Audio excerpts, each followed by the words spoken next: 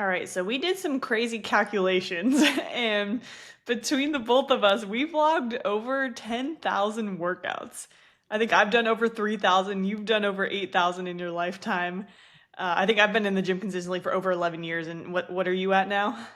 Well, I'm a lot older, so that's. I mean, let's see. We can do the math real quick. So, I guess I started. I don't know. I don't want to do the math now. Let's see. So, let's say like in the early '90s. Let's just start with there. Early '90s, like 92, 93, or whatever. So, however many Yeah. years that has been. Yeah, so it's a whole lot of reps, a lot of trial and error, and a lot of time at the gym. And I know that there's so much that we both learned through decades of consistent training and lifting. So today we figured it'd be fun to break down some of the 10 biggest lessons that we've learned and the things that will help save you guys years of frustration in the gym and actually help make progress that sticks. I'm sure that we could do a bunch of these episodes. Like, I'm sure there's a million lessons that we've learned that we can implement, but I feel like we're starting with this, starting with some 10 solid ones. Yes, yes. Let's do it. And before we do, I want to give a major shout out for one of my clients, Lisa. When she came to me, she was been trying to do things on her own, was just feeling very stuck, frustrated, super low energy, lethargic, just constantly getting derailed by life, food choices, busy schedule, all the things. And every single time that I hop on a call with her, I just leave so freaking fired up. She has been crushing it. Not only just feeling significantly leaner, but just the energy baseline is so much higher. But I think more importantly, she's just loving the process. It feels super easy, enjoyable. We got quick workouts in a few times a week. Her strength is climbing. She sends me form videos every time. I get so fired up with her feedback. She is just pushing herself so hard. And just her relationship with food is so much better. She doesn't have cravings. Even her family is going out for fast food. She doesn't even she doesn't really care for it anymore. She's like, oh, I'd rather have my high protein meals at home. And so just no longer is controlled by food and cravings. So I feel like that relationship alone is huge.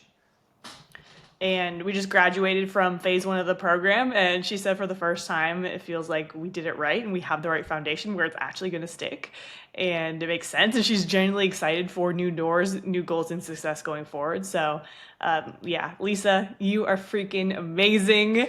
You are crushing it. You've been so consistent, you've been so driven. I know how much you've been juggling personally, professionally, family, and everything, but all your progress has been insane. So super proud of you and so freaking fired up to continue growing and building on this. So major shout out, Lisa. You're awesome. Yeah, it sounds like Lisa's a rock star over there. I love to hear these kind of things, and I think it's super cool. I mean, you talk all kinds of amazing things there, but I really love it when a client's like, "Oh man, my energy is so high this week," or "I'm feeling so good," because that just carries on to all aspects of their life.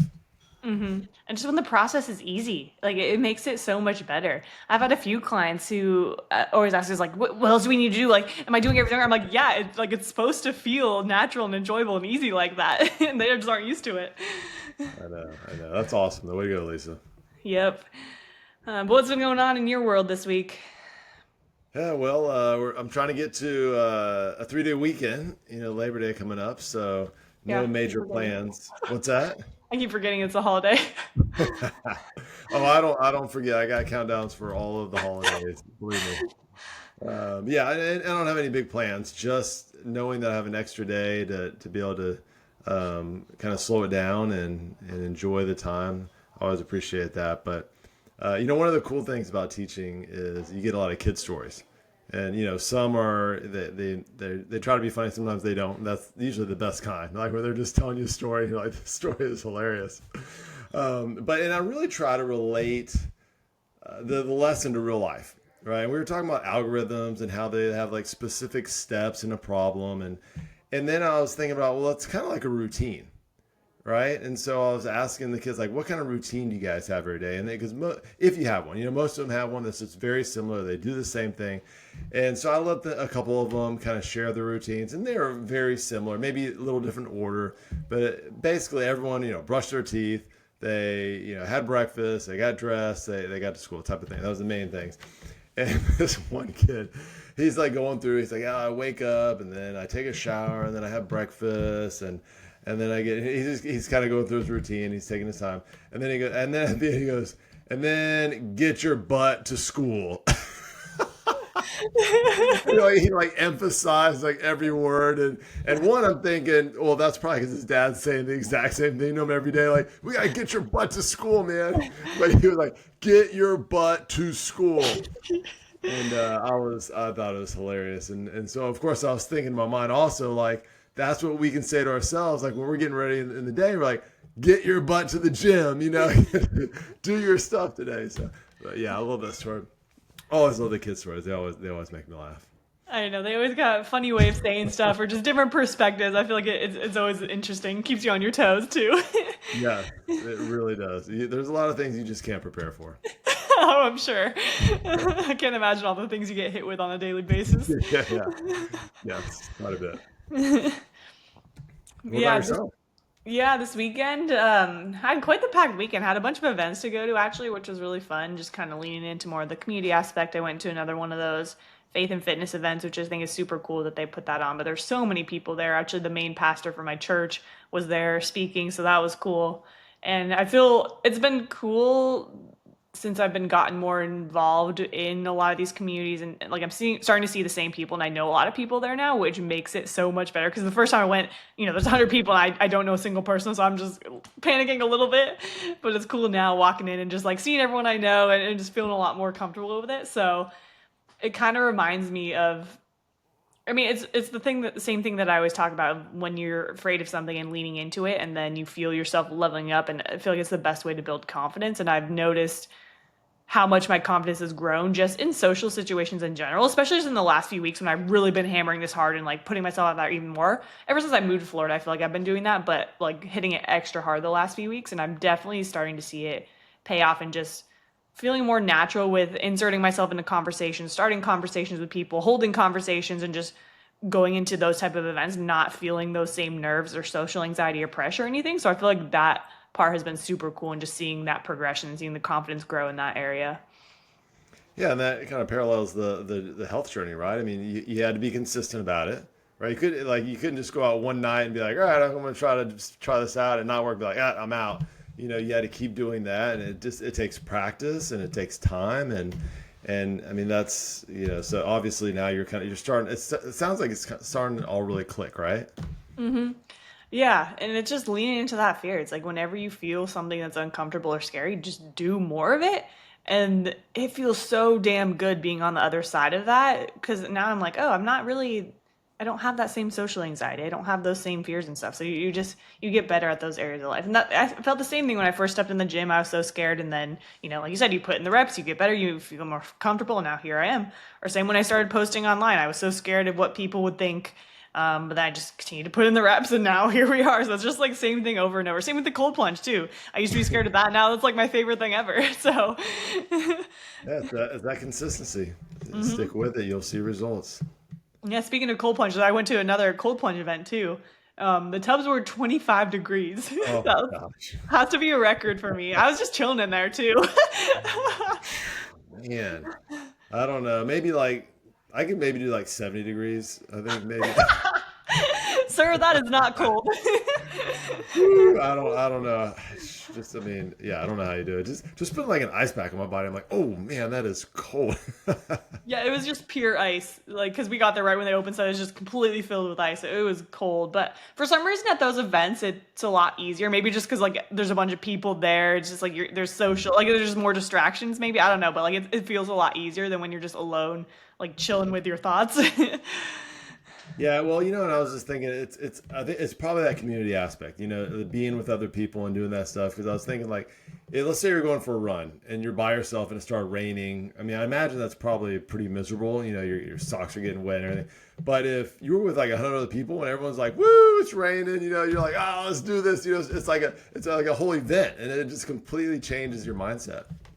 It's so true. Yeah, that community aspect makes a big difference. And it's kind of like the accountability, too. It's like, I think part of it is like, oh, I want to stay longer in this ice than the people next to me. There's that little competition, Oh too. wait, I was gonna say, is that accountability or is that competition? A little bit of both. Yeah, but yeah, it was fun. Yeah, I feel like that's a new record for me, so Yeah, it's that's a good cool. time. That's a record. That's awesome. Lean That's into your awesome. fears, people. You never know what's possible. You never know. You can do it. Let's do it. All right. Well, 10,000 workouts in the gym. We have been putting in work. That's a lot of workouts. I'm pretty excited about it. I'm pretty proud of that number, actually. Yeah, no, it's honestly super impressive. Um, and yeah, that's one thing too is part of kind of like leaning into fears and that consistency and putting in the reps and getting better at those things is that consistency aspect is in the 11 years I've been going to the gym, I don't think I've ever taken, or I know I've never taken a time off from the gym aside from like structured rest or like a set vacation. It's like I've never fallen off or felt like just gone through those cycles or like, oh, I'm not going to go to the gym for a bit. It's like I've been consistent since day one. And I feel like that piece is so important too. I feel like you've been the same, right? Like, have you ever Yeah. fallen off or like gotten off track? No, no, no, no. Like you said, the only time I've ever is like a vacation, Hmm. and many vacations I worked out anyway. Yeah. It's like, yeah. No, you're right. It comes back to that consistency. It's so much more difficult if you stop doing something for a while and try to get back into it. Hmm.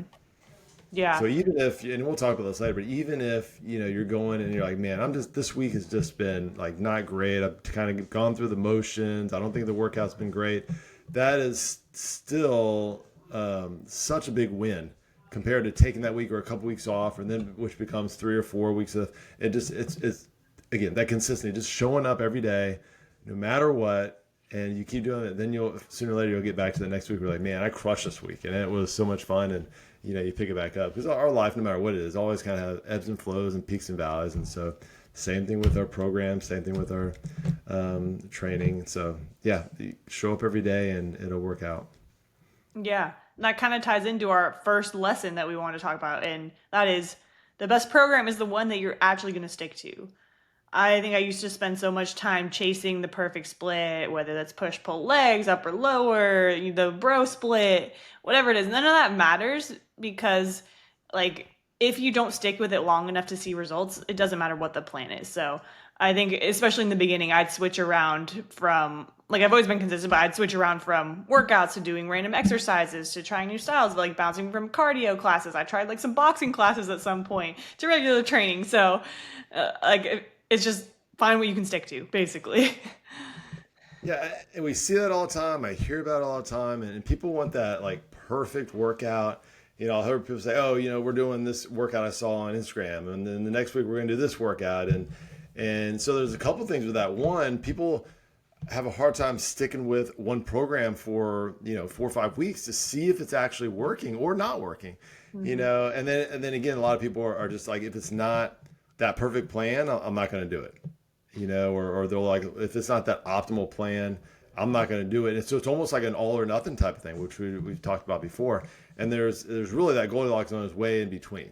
One, you want to figure out what's realistic. If you're like, what, I'm really only have time to work out 1 day a week, that's your program for the week. You work out one time a week, and you're still going to see benefit of it. And now, of course, I'm willing to bet you're probably going to end up adding days, as you get more into it. But that perfect plan, 5 times a week, whatever that may be, if you don't have time for that, and you try to force yourself into it, it's not going to work out. It's not the right plan, and there's just so many other ways you can get way more out of things, by figuring out, okay, what is going to be realistic? And I think that's kind of one of the first steps. If you're kind of getting into a program like, all right, I want to start working out. A lot of people will say, well, I'm going to go all in. I'm doing 5 or 6 days a week. And then they just get burnt out and they're done. Instead of saying, what's realistic is I probably have 30 minutes, 3 or 4 days a week, and I'm just going to go in there for 20, 30 minutes and knock it out. And you will see amazing results, and you'll definitely be able to stick with it long term. Yeah. This goes for diet as well, or any other plan that you're implementing. The best one is what works for you, your experience, your lifestyle, your access, your time. Whatever's going to be best for you, whatever is going to allow you to show up consistently, that is the best plan. Go all in on that and be consistent with it, like you're saying.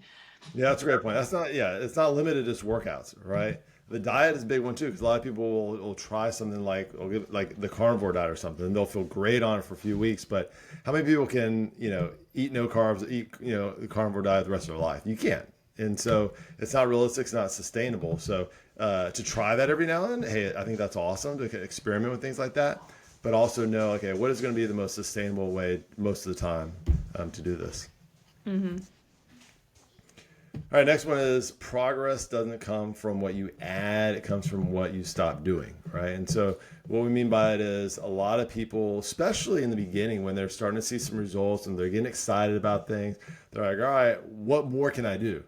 I want to speed this up even more. Should I do more cardio? Should I, add some more lifts into my workouts? Should I do more random classes? Or should I just start, continue to cut on my food and just really restrict myself? And the reality is it's when you cut out all that junk, all the things that don't matter, that's when everything starts clicking, right? And so, again, you want to find what's going to work best for you. And just not adding a bunch of things isn't necessarily always going to work out. It usually ends up being too much, or you're overtraining, or you're pushing yourself too hard and you end up getting burnt out and it's not going to be realistic. Yeah, simple is always better with training, with food, your environment, your habits, everything. Stop always trying to add more, trying to take new supplements, trying some new hack or new diet. Just bring it back to the basics. I see the same thing with business. This is something I always have to check myself with. I see this with my friends all the time too. Or people always ask us, like, what else should I be doing? People ask, like, clients ask me that too. And then we were kind of talking about earlier with some of our clients that were crushing it. When in reality, it's just getting better at doing the main things, the foundational things that really move the needle. Focus more intention into that, getting better at doing those things. Again, I always have to remind myself of this with business because there's a million different directions I can go. It's like, what are the things that are actually moving the needle? Go all in on those, focus on that, and the rest is just noise. This made me think of there was a show. It's called Comedians in Cars Getting Coffee, and it was hilarious. I don't know if it's still on or not, but basically, so Jerry Seinfeld was he's a big car guy, and so he would take one of his $100,000 cars, whatever, and he would drive it to another comedian's house, and he'd pick them up, and they would drive and then go get coffee, and that was the show. And so they just film him the entire time talking, in the car, having coffee, in their conversation and everything. And it was just hysterical. And there was one where he picked up Will Ferrell, and they went to this nice little restaurant, a little coffee shop, whatever. And the menu had like a million options on it, And Will Ferrell looked at it and goes, "Yeah, they do all of these really well." And so I was just kind of thinking about, we kind of do that, right? We like the more we expand our menu, the harder it is to do all these things really well, as opposed to sometimes you can go to a restaurant or a coffee shop and they have like three or four things and it's like the best ever. And that's the way to do your business or your workout or your diet, whatever it may be. It's just like own in, just be the best you can be at these things and you'll be taken care of. You don't need all the other fluff. Yeah, that's such a good example. I mean, you hear the classic, like, jack of all trades, master of none. Kind of same thing applies. It's like, stop trying to do Right. everything at once, just focus on the basics. Right. Okay, so now three, if we were doing one, like if we rank these in order, three would probably be my number one in terms of this is what I've learned as in the mistakes that I've made. Same. And yeah, and I was talking to a client earlier who's a lot younger than I am, but I was like, when I was younger, I was like, warm ups, mobility, like Me whatever. too. Like it's wasting my time. Let's just get straight to the lifts and go in. And of course, when I was younger, hey, who cares? I felt great. Never bothered me, never affected me, didn't get hurt or anything like that. And now I'm realizing, and it doesn't even have to necessarily do with the age, but it's more so just like because I didn't work on that range of motion, because I didn't work on constantly improving my mobility and making sure I had proper warm ups. I have some lack of range of motion in some areas, and I have tend to get a little more hurt than I probably should because I don't have certain areas that are strengthened like they should. And so I do that. Go in, and the first thing I do is I do some priming exercises, and I'll definitely take care of my mobility because I know how important it is. But I'm like way late to the game, and I'm trying to make up, and I'm just way behind on it. And so that's definitely something that I think is super important. And don't skip it. Make it a priority. Make it part of your workout.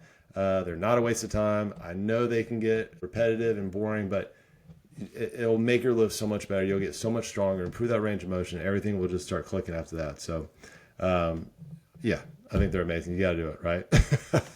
Yeah. Yeah, that's the third point. It's like warm ups and mobility are just as important as your workout. And I also have learned this the hard way too, especially with going super hard in the beginning, neglecting that, and then you get a bunch of injuries. Or like when I first started squatting again, it's like I was getting, it was atrocious. It was so bad. But I thought it was good. I'm like, yeah, this is a squat. But now, I'm getting acid grafts. I'm like, that's the standard. So it's just stuff like that too. Um, but yeah, like it's not extra. The warm-ups and mobility aren't extra and bonus. Like I think a lot of people go in, it's like, oh, it's so boring, it's not necessary, why would I want to do it? But it's part of the workout, and if you treat them that way, you're going to make faster progress. You're going to save yourself from setbacks, from injuries, and actually enjoy lifting for years instead of just seasons. And I think one of the more you do it too, the more you fall in love with it. Like all my clients now, they look forward to it. They're like TGIM, like that's the new motto. Is like thank God it's Mobility Day, because like you feel so good after, and you start to see the benefits and how it plays off, and just how you're moving, like getting up and down off the ground, playing with grandkids, whatever it is. And not to mention, you get better results in your training. The more you go through full ranges of motion, the more muscle gains you're going to get, the better it's going to feel. And the more you're getting out of those movements as you're doing them. And like the harder you can train too, because if you go in and you're not primed and warmed up, as you're doing your working sets, like that's your body warming up. So you're not even like getting close to your full potential. But if you go fully warmed up and primed, like you're maximizing those actual working sets and getting the most out of your training. So it's going to expedite your results, your training, and just how you feel overall. So it is key. Do not skip them. They are just as important as your workouts. Well, you made a good point too. I mean, and most of us aren't trying to set the world record for squat or the bench press or anything like that. So yeah, we want to get stronger, and that's got a big purpose of ours and a focus of ours. But it's those everyday type of things, like you said, like getting up off the ground or being able to reach above into a cabinet or something like that. If you can't do that, I mean, that really limits your satisfaction in life, right? I mean, how frustrating me if you can't sit down and get up easily. You end up not wanting to do things, or not you're not wanting to play with your grandkids or do things like that. So I think that's also a huge benefit to making sure that you're mobile and you warm up before your workouts. Yeah, and think about it too. I think a lot of the times when people injure themselves, it's always just the random, like bullshit movements, like going to tie your shoe or, something random. And like that's where mobility comes in too, is being able to prevent those type of things and being able to work in those different planes, different ranges of motion. Yeah, you're right. That exactly. You rarely are like, oh, I hurt myself squatting. It was like, oh, I hurt myself when I, bent down to put my sock on. Yeah. All right. So speaking of getting older, all right. So you're lifting for your 80-year-old self, not just your mirror. So that was kind of the title of this section. But most people will start lifting for aesthetics, and I get that. I don't think there's anything wrong with it. I mean, I still lift for aesthetics. And you want to look better in the mirror, and you want to look better at the beach, look better at the pool, and I think there's nothing wrong with that. Mhm. But if you really zoom out and kind of take a look at the big picture, the real goal is longevity, right? You want to have a long, happy, healthy life, and so you just come in with the number 80, right? So the last thing you're probably going to think about is whether you had a six pack in your 20s or 30s, and if you do, you probably are like, oh man, I had a six pack back then, right? So you don't think about it as much. But what is going to matter, kind of just like what we talked about, like, can you go to the grocery store and unload your own groceries in your car and take your groceries from your car to your kitchen? And can you get off the floor when you're playing with your grandkids? Can you bend down and squat and put your socks on, tie your shoes, right, and do that pain free? And so that's why the strength training matters so much. And muscle is that number one insurance policy, of course, for aging. It protects your joints, keeps your metabolisms going, prevents injuries, which we make a big point of. It basically just buys you more freedom and more joy in life. And so we want to balance this with risk versus reward, meaning that we want to get stronger in the gym, and we want to do what we can to look better. But we also want to think about, okay, am I pushing this too far? I want to find that Goldilocks zone. If I'm trying to get the heaviest weight I can possibly squat and I get hurt, and that limits my ability, for a long time, that doesn't help with my longevity. That doesn't help with my quality of my life, right? So you want to push yourself, you want to challenge yourself, but you also want to get to the point where like, all right, where am I? Like, what's the risk here versus the reward of this thing, and kind of think about that. So, but yeah, again, aesthetics are great. We want you to look good, but the ultimate goal is to feel awesome way beyond your younger years. Mhm. Yeah, I agree. Like my main focus when I started was definitely aesthetics. It still is a really big focus of it, but I think especially as my training career has progressed over the last decade, I've started to shift more into that long term, and that's also part of the reason why I got in more into mobility and focusing on those things that are important for longevity, and just feeling good, showing up for everything I need to do, playing volleyball, all that type of stuff. If you only train for aesthetics, you're also likely going to burn out faster. But if you train for the version of you 40, 50 years from now, or whatever it is, every workout kind of takes on a whole new level of meaning because you're not just building a body, you're building that independence and the ability to live life on your own terms and be in control, as opposed to your circumstances, your body controlling you and what you can do. You don't just want to survive when you're older, you want to thrive. And that's built by what you're doing in the gym today. So, although lifting for aesthetics is great, we fully support that. It might get you in the door, but also just make sure you're seeing the bigger picture and lifting for longevity because that's what's going to keep you showing up year after year. Yeah, and again, that's with all aspects of whether we're talking about nutrition and sleep and everything. Like you said, we want you to thrive when you're older and feel better than, and so I think that's the key right there is just really thinking about what am I doing every day? Am I ego lifting? Am I going beyond what I need to do, or am I doing what's right and healthy for my body? Knowing that a lot of times it takes a little bit less, and just keeping your future self in mind as well. Absolutely. So, number five, strength without stability is wasted strength. So for me early on, I definitely chased numbers, more weight, more PRs, and a lot of times my form was trash. Even like I was saying with my squat depth, just atrocious. Cut my range of motion. I'd end up getting hurt. I had a bunch of chronic injuries because of the way I was training and neglecting some of the stuff we were talking about. But that's when it clicked for me. Strength doesn't mean much if you can't control it. So that stability, that control of full range of motion, emphasis on that piece. That is what makes you strong for life and not just a single max lift if you can just barely grind it out. So we want that strength that you can actually use in the real world that's actually applicable. And again, that's why I'm so big on training in full range of motion because that strength, that stability is like building a house on sand and it looks good until the foundation gives out. When you're training in full range of motion, you're not just building muscle, you're kind of bulletproofing your joints, reinforcing those connective tissues, and teaching your body to be strong everywhere and not just in the easy parts of the lift. Yeah, and then just think about life isn't in half reps, right? We don't just reach our halfway to pick up our kid or grab your suitcase or sit down in a chair, whatever. All those little partial movements. So yeah, I think I agree. The range of motion is huge, and so I would rather be a little bit short on my rep goal and make sure that every rep was like top notch and the form was amazing, than cheat myself and try to get a couple extra just because I wanted to get to a certain number or I was trying to lift a certain weight. And I mean, you see it a lot in the gym, right? You see people just the form is crazy just because they have that in mind. I want to get this many reps, or a lot of times, usually the weight. I want to be able to get this weight, and they're shifting their body. They're doing everything they can to get it up, and you're like, great, you got it up, but I mean, you use like every single part of your body, and it doesn't really do much other than you just got the weight up. Yeah, like I feel like the classic example is like the guy loading up the leg press, maxed out all the plates on both sides, and he gets in there and it does like less than a quarter rep. It's just like Yeah. barely bending his knees and straightening. I'm like, all Yeah. right, what are we getting out of this? Well, and I tend to give everyone the benefit of the doubt, right? And so you're right. A lot of times I'll see someone load up the squat rack and I'm like, wow, that dude's pretty strong. Watch, and he goes, maybe a couple inches, pushes back up, a couple inches, pushes back up. I'm like, oh man, and so I mean, I'm glad he's there, and I'm Yeah. glad he's trying, but I really wish he would take off a lot of that weight and just really work on that range of motion, and it'll be way more beneficial for him. Hmm. All right, six is one too, especially as a trainer.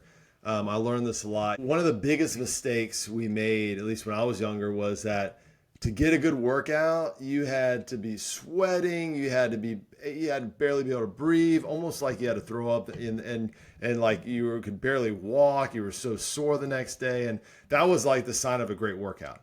And and so as we mature and we learn more about this, it's like, you know what, sweat isn't progress at all. Just because you're sweating doesn't mean you got a good workout at all. It just means you got hot, right? Soreness isn't progressing, but you're beating down your body and you're not giving yourself time to recover, right? So progress is moving, more weight, like we said, with better form, controlling our reps, adding a little bit more over time and kind of mastering each exercise as if it's a skill, and that's what's going to build muscle, build strength, and then of course longevity. And really, I tell people all the time, a really great workout is when you're done with it, you feel better. You have better energy, and you're like, I could feel I had a great workout. Not I'm so sore I can barely walk. Yeah, 100%. That's the check that you should be asking yourself after your workouts. Because think about it, anyone can go in and crush themselves with random workouts and circuits and just do all sorts of random exercises or simply just go outside in Florida heat. Like you're going to be sweaty, you're going to feel tired, or if you're doing stuff just to walk out feeling destroyed and sore, that doesn't mean you're actually improving. It's kind of just spinning your wheels in the mud. It's a lot of effort, but there's not specific tangible progress that you're making from that. So the goal isn't to burn the most calories in a single session. It's not to get as sweaty as possible, to be as sore as possible. It's to train your body so it adapts, it recovers, and comes back stronger. Yeah, we talked about this in a previous episode. Our goal is not to punish ourselves, because we feel bad or we're guilty for the things we did or for the body we don't like. It's to work out of love. We're doing this because we love ourselves and want to improve ourselves and make ourselves better. Yeah. All right. Number 7, fat loss doesn't happen in the gym. For years, I went hard in the gym. I tried to outtrain my diet. I'd crush all the cardio, I had more workouts, and wonder why my body wasn't changing or I wasn't seeing the results that I wanted.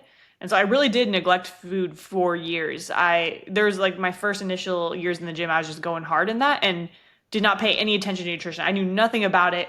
I was going and getting these like super high calorie protein shakes because I thought it was like, oh, like that's what you do after.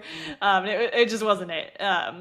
And so the more like once I started diving into that field, I think ultimately it started with listening to podcasts around nutrition, getting more curious around that. And that's kind of when I leaned into that elimination diet, which I've talked about in the past, where then I really got a lot of valuable data on what foods work for me, why it's so important to learn the optimal foods for your body, get more in tune with that, have that awareness, and also just focus on the quality of foods.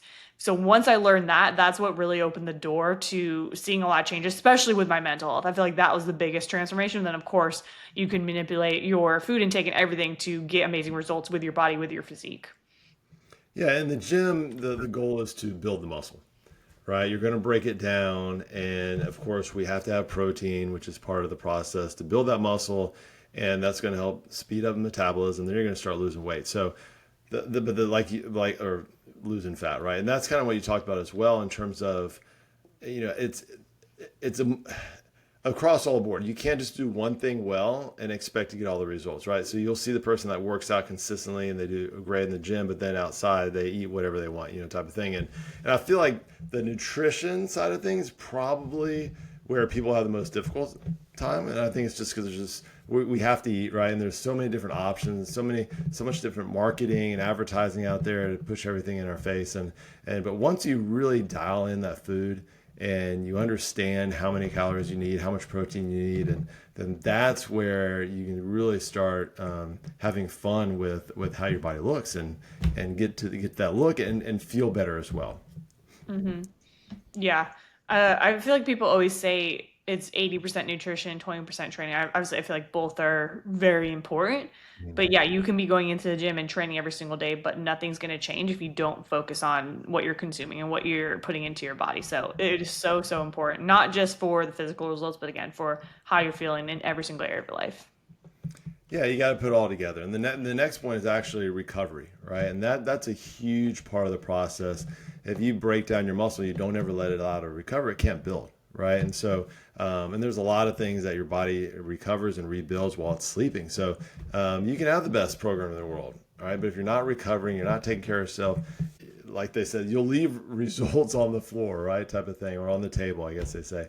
But recovery isn't like just taking a day off. Like we're talking about like sleep, we're talking about stress management, so how you're feeling. And so I've always thought sleep was such a big game changer. I've always enjoyed sleeping. I feel, better, when I get a really good night's sleep. And so, there's, of course, when you're younger, you're like, whatever, I'll sleep when, what was the old saying? I'll sleep when I'm dead, type of Yeah. thing, and so you tend to you're staying up super late, you wake up early or late, whatever, you're just not getting enough sleep. And then as you kind of get older, you start, wow, you know what?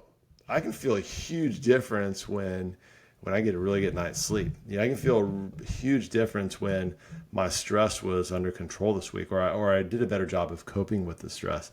And so, we're breaking down our body in the gym, and the recovery though is where that muscle is built. It's where our hormones are balanced, which is huge as well, right? Our nervous system recharges, and if you don't take that seriously, then we're just kind of pushing pause at best on our progress. And I was thinking about this too.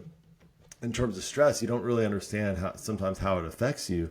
Well, I've worn a continuous glucose monitor before, and that basically like checks your blood sugar at all times. And I loved, like we talked about data and numbers and stuff like that. I loved seeing how certain foods would raise your blood sugar, or certain foods, didn't even affect it at all. And I really only thought about food when I was looking at it, and maybe a little bit of exercise and stuff like that. But there was when we were on a trip and I was by myself, and I was at the gate, and we were just hanging out waiting for my flight. All the people that are on the plane, and it was going to leave pretty soon.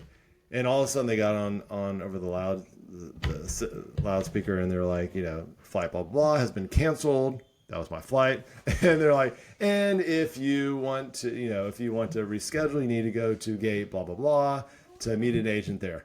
Well, there's like hundreds of people on this flight, and so everyone just starts booking it down the gate. No one even knows where this gate is. Everyone just starts running. They've got all their stuff with them, and it was crazy. And then there's of course there's this like gigantic line, and people are all stressed out, and there's just all these things going on, and I wanted to get there on time, so I'm calling people, I'm calling agents. It's just chaos, right? And later on, I looked at my glucose monitor, the readings, on the app, and I was like, whoa, like there was a huge spike. Like, what was that from? And because I remembered everything I brought, because all my snacks I'd eaten before, and so I knew it didn't affect my blood sugar at all. And then I was like, you know what? That was when they made that announcement. And I had to take off running like a madman down the gate, not even knowing where I was, and there was all this chaos. And so we don't realize sometimes how much stress affects a lot of our just health in general, right? So obviously the stress really affected my blood sugar and shot that up. And so if you're continuously experiencing high stressful situations, then your blood sugar is going to be all out of control, which down the road is going to lead to type 2 diabetes. Yeah. Stress really is the silent killer here. And I cannot stress that enough. And I feel like that's become so highlighted in my life, especially the last year or so. A while back, I was talking about when I was like really dialed in, getting my body fat lower, muscle was building, and that was all purely because I was focusing on stress reduction. Like there was that period where I was like, that was the main focus, and my body responded just immediately, so easy, so quick. Since then, I will admit it has not been the best regarding stress and me managing that, and same with sleep and everything. And I think that's also a big reason why I've been having such a hard time recovering and like performing the way I want in the gym. Like truthfully, I haven't had a good workout in months because I've been trying to balance volleyball with that and running, and just my body isn't recovering no matter how much I reduce volume and everything. And like objectively, the volume I'm at, like the programming should be fine. My food is on point, like I'm doing everything right, but it's the stress, and I know that for sure. It's just the stress, the sleep, and it's not allowing me to show up and get the results that I want. So I'm telling you, like if you're doing all the things right and you're not focusing on stress and sleep, that is it. You can be running on caffeine, you can be underslept, stressed out 24/7, and your body's basically just stuck in survival mode. It's not going to prioritize building muscle or burning fat. It's just going to try to keep you alive. So get your stress in check, sleep that 7 to 9 hours, fuel your body, and suddenly those same workouts that you're doing is going to give you twice the return. Yeah, and it's not about eliminating stress or removing it. It's learning how to cope with it Yeah. and doing the things that make you feel much better. You have a stressful day, go for a walk, get a workout in. You will feel much better, and that'll definitely your body will be able to control that stress a little bit better. Yeah, for sure. Yeah, so that was number 8. Recovery is a multiplier. Do not neglect recovery. And it's not just, like you said, taking time off. It's like focusing on these deeper areas. Right. And then 9 is identity beats motivation. What we mean by that is, especially in the beginning, you might be highly motivated. There's going to be times in your life you're highly motivated to go work out or to just kind of crush your health journey, but it is fleeting and it will fade. And so really what we want is to create an identity that this becomes who you are, right? Like it doesn't matter whether you're motivated or not. You have that discipline because this has become who you are. Your identity is I am someone who takes care of myself. I love myself. I want to improve myself, and so my health journey is a priority for me. Yeah, if you see yourself as someone who's trying to lose weight, you're always going to be relying on motivation to drag you to the gym. But if you shift to, I'm an athlete or I'm someone who trains, suddenly it's not optional, it's just what you do. And that's ultimately, I think, the goal is getting to that baseline. It's like, this is just who I am, this is what I do, it comes without second thought. And that's also why the strongest people don't wait for motivation. They anchor to their identity. So that way it becomes automatic. Yeah, that's a great way to say it too. That's what you want. It just becomes automatic. Like this isn't a decision. Well, should I work out today? This is part of my day. This is part of my schedule. I'm going to work out. What else is going on throughout the day? Hmm. All right, number 10. This one's pretty funny, I think. The best lifters are sometimes the most boring lifters, right? And the strongest people aren't maxing out every week, or they don't have the craziest, flashiest workouts, or I mean, you're not looking like, wow, I want to try that exercise. It looks super crazy. It looks super cool. It's just someone who does the compound lifts, the lifts that they get the most bang for their buck, and they do it consistently. Yeah, they're repeating the same lifts, tracking progress, making small improvements for years and years. It's just simple, boring. But this kind of brings up a topic that I was talking about. I posted about this the other week. I think that training is different than working out. A lot of people are like, yeah, I'm working out, I'm going into the gym, but they have no intent behind it. They're going through the motions.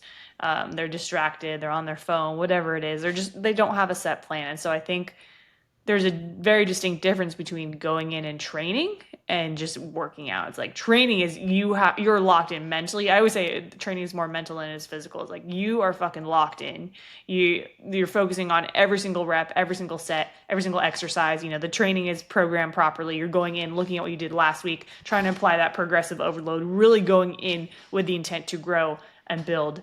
And so I feel like that makes such a big difference. And again, that's not going to be super sexy or fun. It's just like hitting those basics, hitting them hard, going in with that intent. And kind of like we were saying earlier, it's like focusing on what works, putting all your intention and energy into that, as opposed to trying to add more and spice it up and cause muscle confusion, that type of stuff. Yeah, the best workouts are probably ones that if you recorded them, they wouldn't get any likes. Yeah. It's like I have the same workout videos every single week. I'm like, I don't know if people still want to see this. It's like it's literally the same. But yeah, so those are our 10 lessons for this time. There's obviously a lot more that goes into it, but these are the 10 that I know would have helped me a ton in the beginning too, and just having these mindset shifts or things to focus on getting into it. But at the end of the day, fitness isn't about the quick fixes. It's about building the habits and identity that actually last. And if you're tired of doing this alone, that's exactly why we built our free school community. We're actually running a challenge this week, and I'll be doing more of those in the future. So in there, you'll get access to all sorts of trainings. We have workout programs in there. So, we have set intentions going into our training. We got recipe books, coaching call replays, and a bunch of people who are on the same path as you. So would love for you guys to join. I'll put the link in the show notes. And as usual, we appreciate you guys tuning in. Share this with someone. It really does help us grow. And we just trying to pour so much into this. So share it with someone, share it on your Instagram, write us a review if you feel called to. We greatly appreciate it. And we will see you guys next week.